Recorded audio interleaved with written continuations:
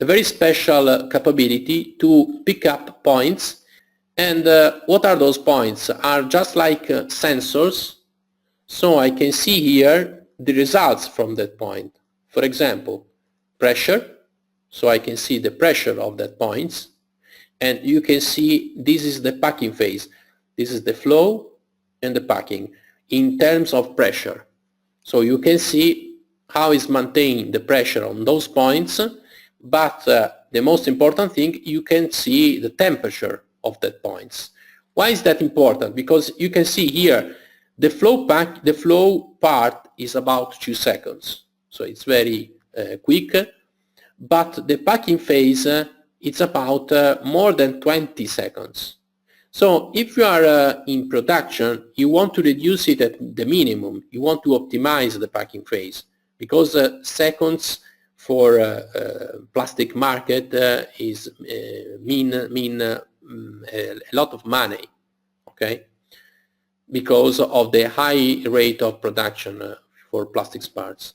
So in this case, what you can see that for those points, and especially for the point 1, you can find this intersection with this temperature, it's called TG, it's called glass transition. The glass transition temperature, of course, is suggested from the material maker, so in this case ABS plus PC, and it's meaning that this point is going to be solid, is solidifying. So here, because it's very near to the gate, I can understand when the gate is freezing. And when the gate is freezing, basically I don't need anymore to push some pressure inside the mold, inside the cavity. So I can stop the packing phase, and so I can optimize it. So from this graph, I can see, for example, that the packing phase can be finished, let's say, approximately at 11 seconds after the flow, after the filling. But at this point, you can see the point 7 and 5 are still liquids. Okay, so I have to understand where are those points. For example, 5 here and 7. So from this point, I can understand that in the cooling phase, for example, I have to start cooling from this area, and to optimize also the cooling phase. Okay, so this is an important step, and you can see it's very simple. I can show you the setup. Here the filling stage is almost automatically. Of course, I can change the filling time, but from the packing settings, I can just I have just to input which is the packing that I've input in the machine. For example, 132 megapascal in the first 2 seconds, and then reduce, no, in the first 4 seconds, and then reduce to 66 megapascals, and then to 30 in the next 10 seconds. Okay, so here you can apply what you want from the, of course, from your experience or from the settings in the machine and so on. So it's very simple to set it up in the software, but from results point of view, again, you can have a very, very interesting results to share and to give you feedback about the process. Okay. Let's talk about other capabilities of Plastics Professional. Let's see also a mold layout, a family mold layout. What I mean from for family mold, I mean a complete family of plastic parts that can be, let's say, the same part or different, like in this case. And from this point of view, of course, with Plastics Professional, you can analyze it in the same way. So let's check the flow results. So again, here you can see the complete mold from family mold point of view, from family layout point of view. Of course, pressure, filling, and so on. In this case, it's also nice to evaluate the runner system. Here you can see that it's just a meaning of selecting, you can see the sketch, the lines, so they are not solid in this case. Also to minimize the time to the setup, for the setup.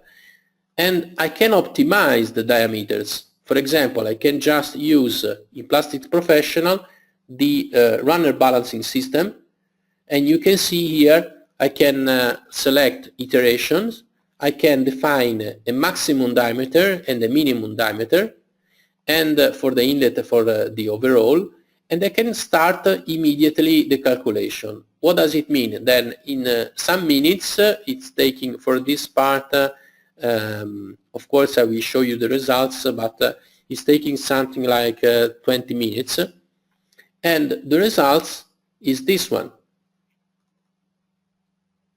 You can see here that the diameters are automatically reduced to a certain dimension that is going to synchronize the filling. So you can see that the final position of the filling is quite similar for all the mold, for all the cavities. So in this case we have automatically optimized the overall mold.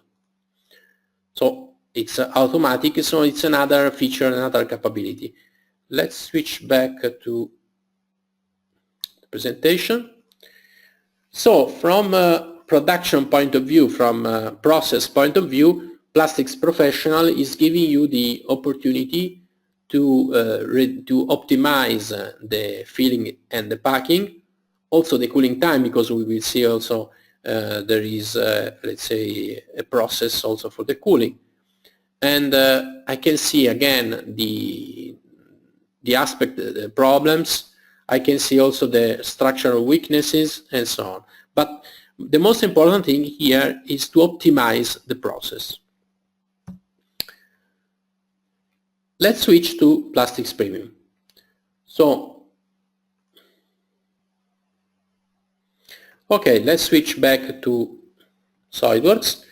Now I would like to show you the Plastics Premium package. Okay, no, it's already open.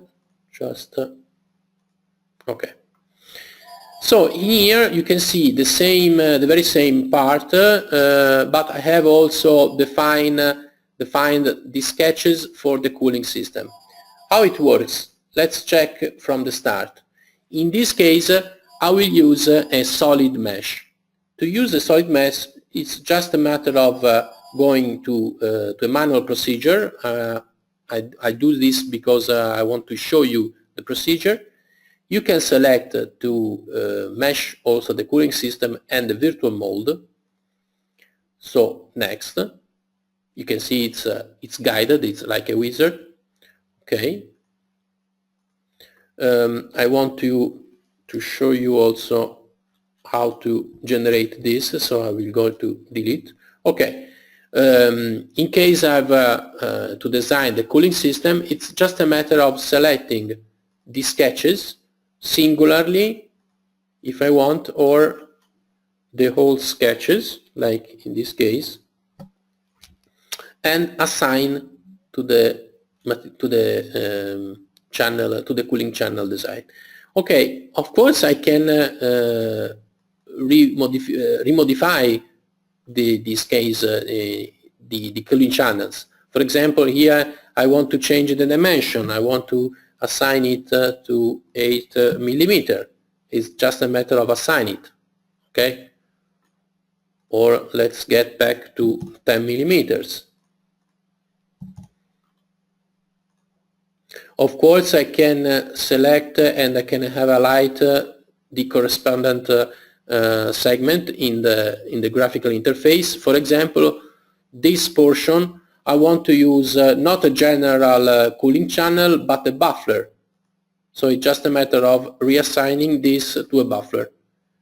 For those you know that, for those of you that are mold makers or involved in production, you know what are the buffler, or you can assign a bubbler. Depends, of course, on your choice. Okay, so let's go on. Now it's the time to select the virtual mold. So it's just a matter of selecting the coordinates and add to the mesh. So this is a summary of the cavity, the cooling channels, and the mold. Okay, next.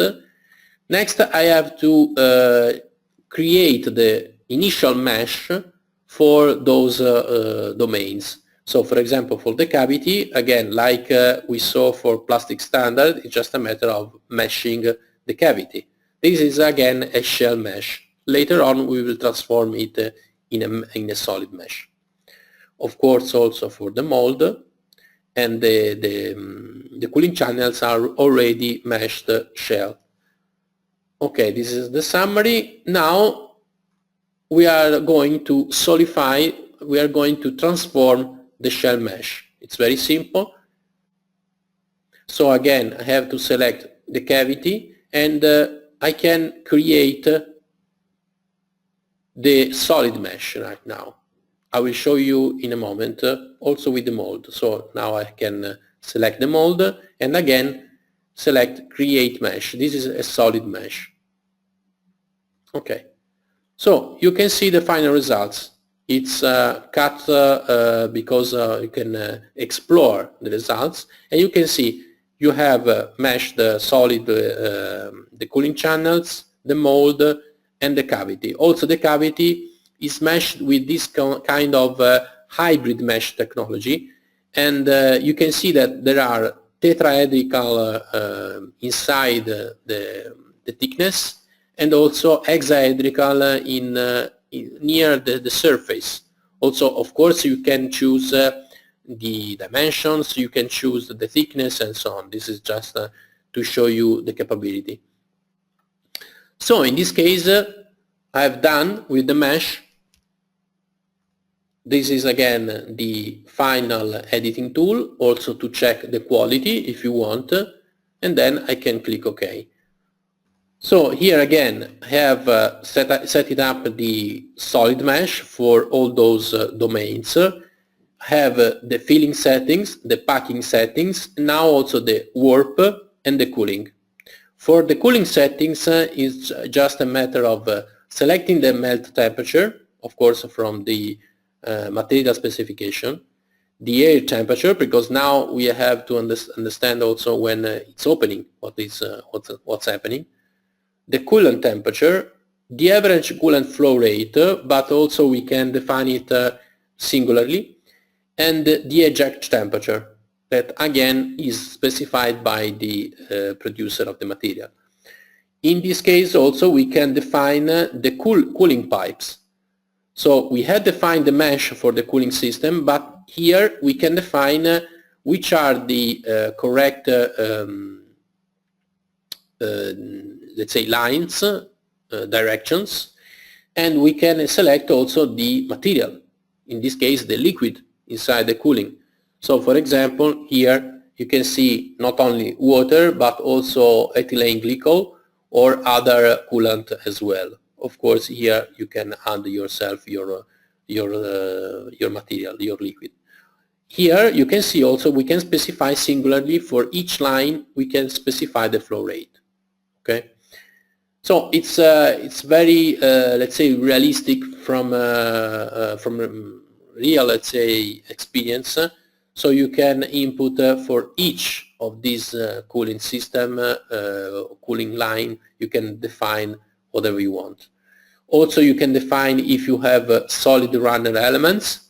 It's let's say to enhance the analysis, because if you have just a gate location you can add to the system, but if you are also designing the complete runner system in solid, you can also define which are the running elements. And of course you can also define hot runners as well. So it's just a matter of defining an area and define the temperature of the hot runner.